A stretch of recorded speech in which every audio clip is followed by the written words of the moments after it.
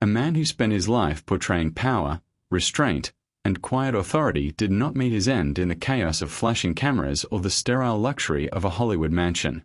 Instead, Robert Duvall slipped away in the most fitting way imaginable, on a quiet Virginia farm, where the only sound was the wind brushing past open fields and the distant rhythm of horses grazing under a fading sky. On the evening of February 15, 2026, inside a centuries-old stone farmhouse nestled in Fauquier County, the world unknowingly paused. There were no reporters stationed outside, no carefully staged final moments, no entourage waiting to manage the narrative. Just a dimly lit room, a man at peace with his life, and Luciano Pedraza holding his hand as he took his final breath at the age of 95. It was not just a death, it was an ending written with the same quiet precision that defined his entire career. Within hours, the news spread across the globe. Networks replayed his most iconic scenes, critics revisited his legacy, and audiences were reminded of the depth he brought to every role. From the haunting stillness of Boo Radley in To Kill a Mockingbird to the composed brilliance of Tom Hagen in The Godfather, Duvall had built a career on subtlety, a rare kind of power that didn't demand attention, yet commanded it effortlessly. But as the world prepared for what it assumed would be a grand farewell, something unexpected happened inside the Duvall home.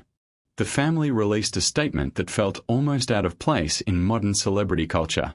No funeral. No memorial service. No gathering of Hollywood elites dressed in black.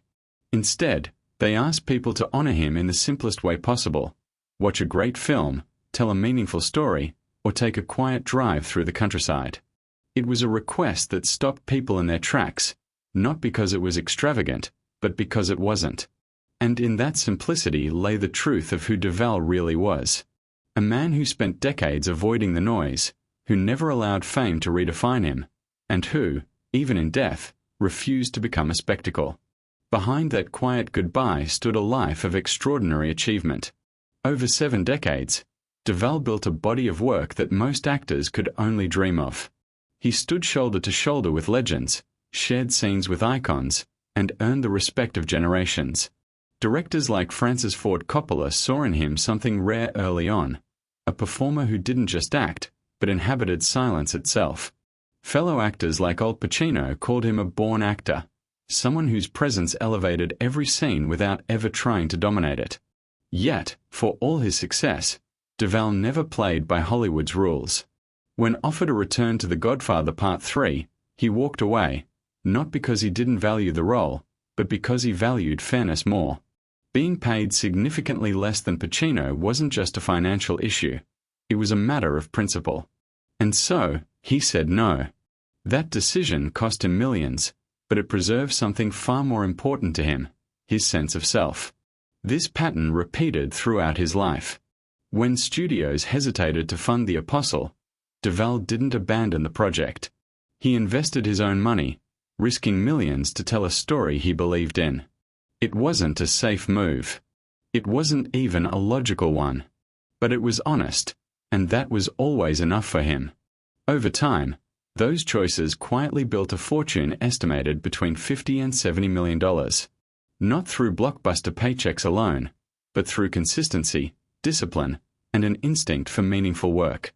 While others chased headlines, Duvall built something steady, film by film, decision by decision.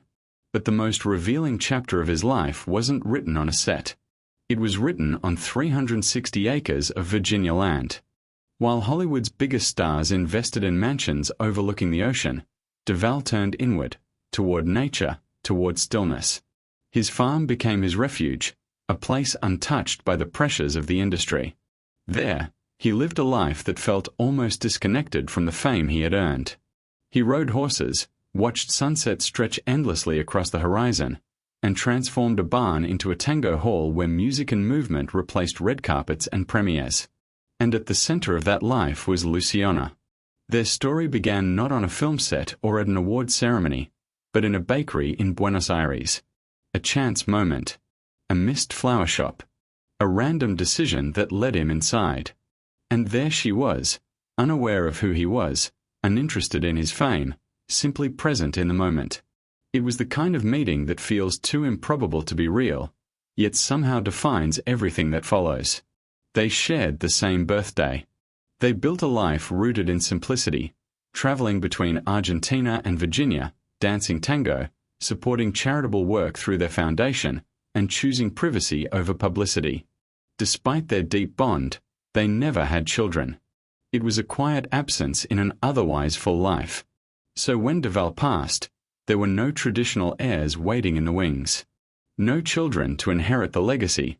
No family disputes brewing beneath the surface. Instead, everything, his wealth, his estate, his lifelong earnings, naturally flowed to the woman who had shared his final decades. And what's most remarkable is what didn't happen. There were no legal battles. No contested wills. No hidden claims or dramatic revelations. Just silence. A respectful, almost sacred silence that reflected the life he had lived.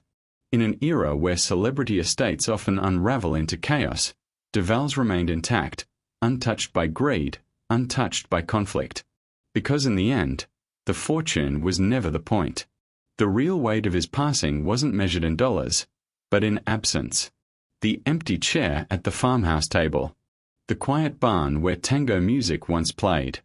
The porch where he watched the sun dip behind the Blue Ridge Mountains. These were the things his family felt, not the loss of wealth, but the loss of presence. Duvall once said he valued a letter from Marlon Brando more than his Oscar. That single statement reveals everything. In a world obsessed with recognition, he valued connection. In an industry built on illusion, he held on to what was real. And that is the legacy he left behind. Not awards. Not money. Not even the films, though they will endure for generations. But the proof that a man can live entirely on his own terms, reject the noise, walk away from millions, and still build something extraordinary.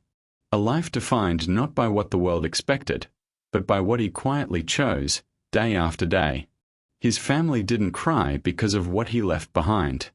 They cried because someone irreplaceable was no longer there to share it.